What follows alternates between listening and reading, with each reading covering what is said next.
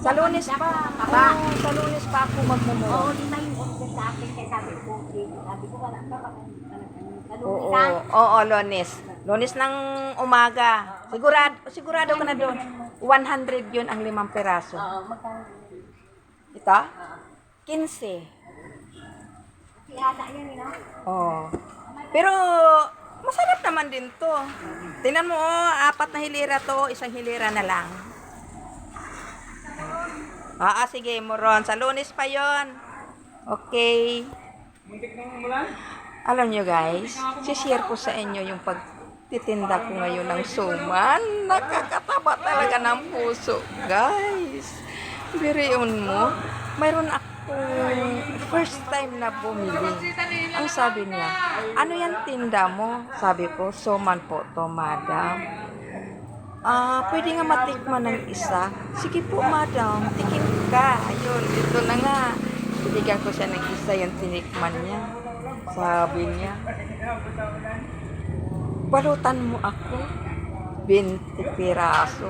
Wow, 20 pieces talaga ang binili niya sa akin. Tumikim lang talaga siya sa suma ng isa. Tapos, bumili siya agad ng 20 pieces. Wow!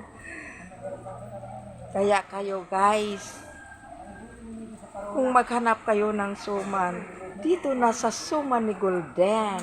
Kasi legit po talaga siyang masarap. Ayan, 4 na hilera to guys. Ngayon, 1 hilera na lang. Maya-maya, wala na ito. Kataba talaga ng puso yung suman ko. Yung taga Cebu, mayroon din dyan suman. Golden din. Kay Golden din yung suman na yan. At sa Cavite, mayroon din dyan suman ni Golden. Kaya bili na kayo.